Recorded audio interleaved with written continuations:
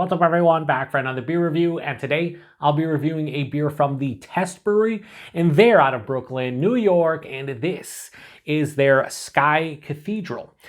So this is an IPA, and on the label it also says hoppy ale brewed with barley, wheat, oats, and filtered New York water. It comes in at 7% alcohol by volume. No IBUs listed. Time of review. This can is just over 3 weeks old. So I recently dipped my toes into the secondary market, and I picked up 2 beers from Test. 3 beers from the Noble Savage Brewing Company and 3 beers from Root and Branch Brewing.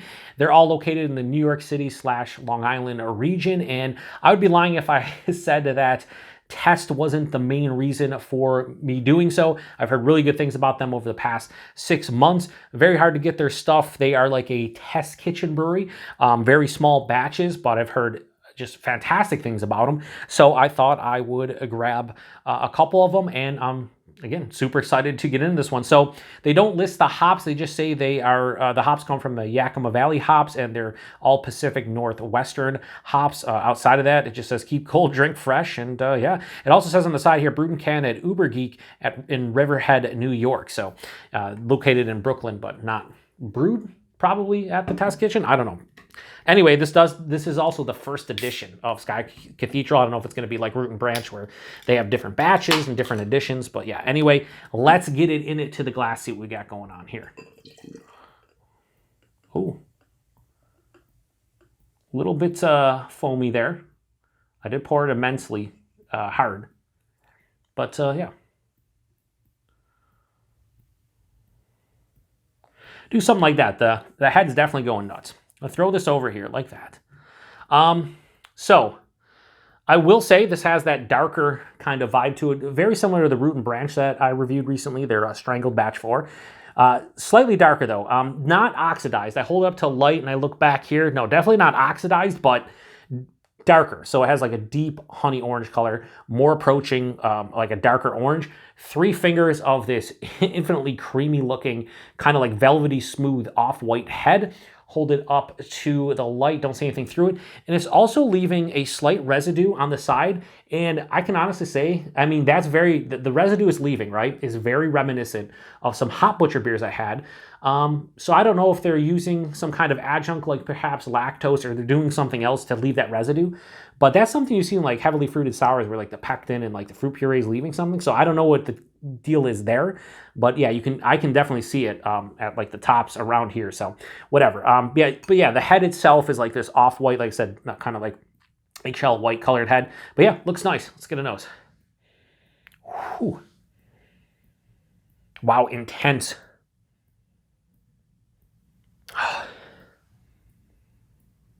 You know what that smells like? It smells like intense, like green, slight hop burny, kind of like citrus fruit, but like almost like an orange. I would say like an orange pineapple kind of hybrid of like a juice. Has to be maybe a little bit of lactose in here or something. They're doing something because it has like a little vanilla edge. It's going almost like a creamsicle vibe. Yeah, very green, very green. There's like a grassiness here, a little bit of dankness. It smells really good though. It has like that, again, that creamsicle, like orange and pineapple vibe. I will say though, with each smell, it smells like the hop burn's going to be a bit much for me. Again, I said that about the Root and Branch, and then that did not carry over. This one definitely smells like it's going to have that that hop burny kind of feel to it. Yeah, I mean, it doesn't smell overly complex, but it has that orange and pineapple juice, a little bit of creamsicle vibes from a vanilla, big grassy green, kind of almost herbaceous, slightly dank quality as well to the hops. Smells good. Let's get into it. Cheers, everyone.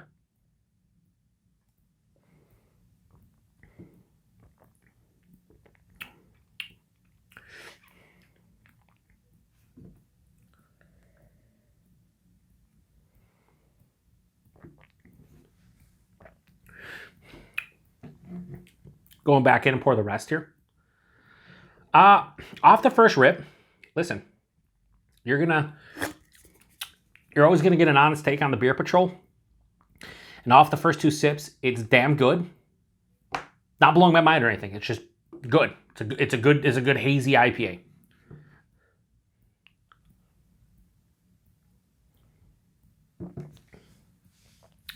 Much like Root and Branch, much like Noble Savage, the body and mouthfeel is kind of the thing driving this beer for me. The body, 7%, keep in mind. It's like almost full body. It again coats the palate.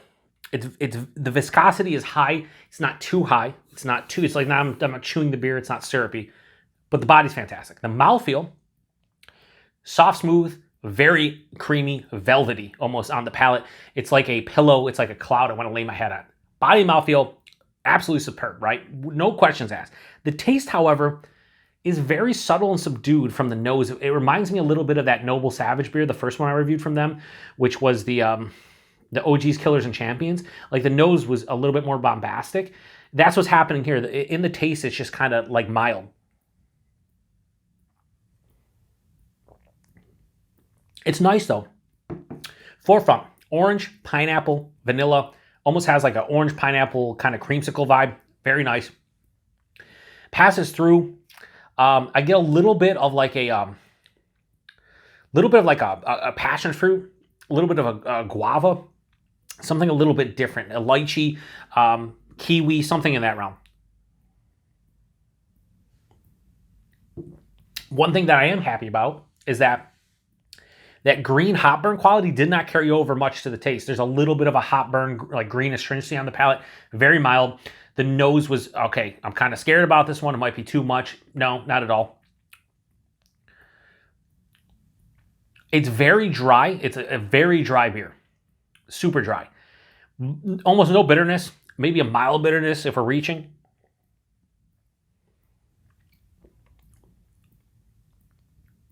Yeah, I'd say a Scotia bitterness, full on dry. So let me tell you the positives of this beer. Body, mouthfeel, fucking spectacular. The dryness is something that I always welcome when it comes to hazies at this point. I want a dryness and or a bitterness. If I get both, that's awesome. If I get one or the other, cool, as long as they have more of an intense dryness or bitterness. This has a firm, intense dryness, almost no bitterness, just a skosh. However, this isn't that sweet to begin with. Like I'm talking about like vanilla, and I'm talking about like an orange / pineapple creamsicle. It's not that sweet. I do like the finish being that green, grassy, herbaceous kind of like dankness. I think that's cool. Here is the main issue I have with this one. It's not super, like the flavor intensity is not saturating my palate like a lot of other hype breweries and a lot of other hype beers I've had. It's just, this is really nice, but it's not great. Again, got to keep it honest, and whatever the case may be, I do have one other beer from them. So, you know, I'm trying to... The best way to explain this one is if you were local in Brooklyn and you wanted to go to Test and grab this and you grabbed it, I'm sure you'd be happy with it. However, if you're dipping your toes in the secondary or you're trying to trade for it or whatever the case may be, this would be a beer that I would get and I'd be like, man, I wish it was better. That's where I am. But hey, I'm always honest. This is not, you know, making me sour on the beer whatsoever or the brewery. It's just I was hoping for a little bit more from them for the first beer, and it's good. It's just not great.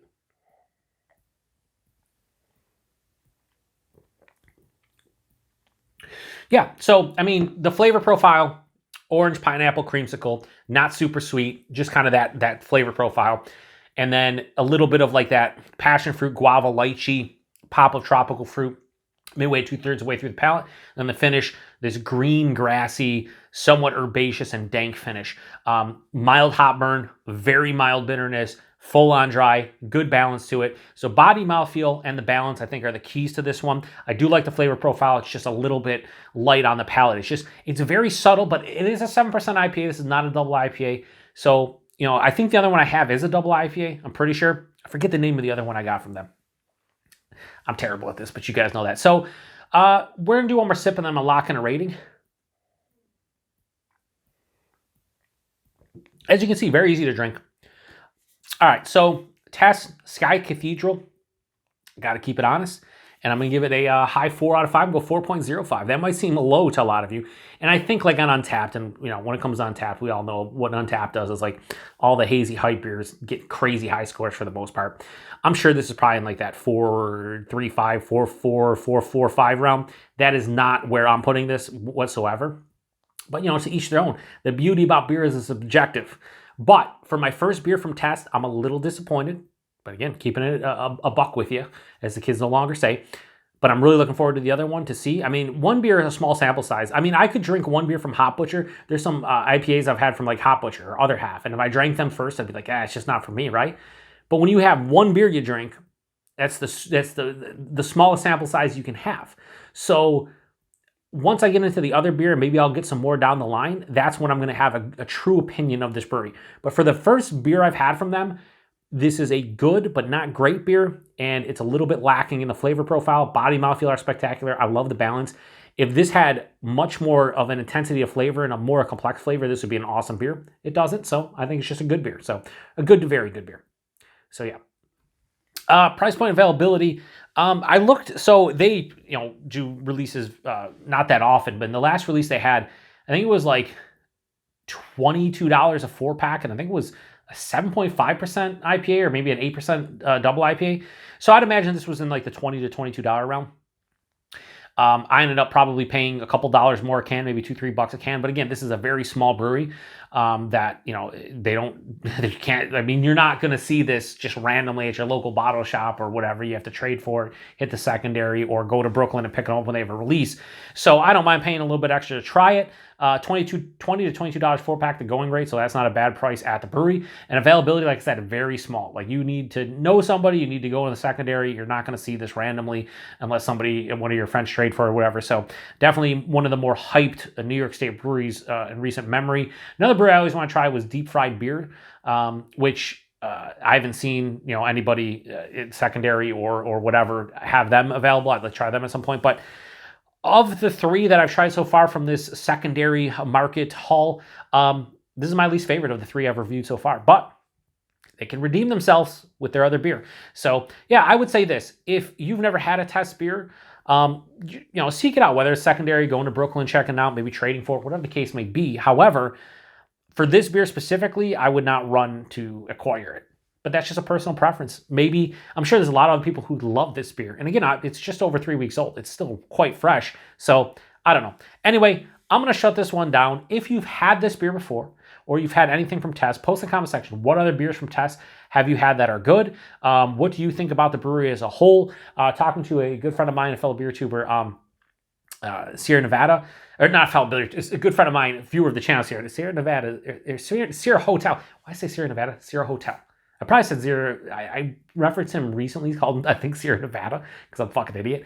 But I think he had a couple beers from Test, and he was like, I didn't see what the hype's all about. Hey, everybody's different, right? So I'm kind of with him off of this first beer. Like, I don't see the crazy hype, but you have to keep in mind, it's a single fucking beer. And I could do that for any brewery that I think is amazing. I could pick and choose a handful of beers that, like, if I had that beer first time ever, I'd probably think it's trash. I mean, Hop Butcher, I forget what the triple IPA had that had, what's the hop I hate? I don't know. I don't remember. But there was one triple IPA that they had, the one hop that I do not like, and I tried it. I was like, it's just not for me. If I had that beer for the first time, Enigma hops, if I had that beer for the first time ever, I'd be like, wow, I don't think Hop Butcher does good stuff. Turns out it was the hop. But there's other beers from like Hop Butcher, Other Half, that I've had where it's just like, yeah, they don't Trillium, they don't impress me. But you got to keep it honest. And a 4.05 still a good score. It's just not probably what you'd imagine a beer like this would be. Anyway, I'm shutting this one down. Oh yeah, 7%. You really can't tell. There's nothing on the palate, whatever. You know it's 7% because the body and mouthfeel, like I said, are spectacular. You're not getting that out of a sub 7% beer typically. So there's that, but there's no alcohol, no chest warming, no palate warming, just a good beer. That's where I'm going to leave it. So if you want to check out Test stuff, Root and Branch, and Noble, and you want to dip your toes in the secondary, Heat Miser Brews is where I got this one. Check him out on Instagram, although it's tougher for him to, I think, get Test stuff and have it available for people who want to try it out. So I just so happened to got lucky. So huge thanks to him for these beers, but specifically the Test beers, because they're very hard to get. Anyway, I'm shutting this one down. Appreciate everybody stopping by for another beer review here on the Beer Patrol. Till the next one. Cheers.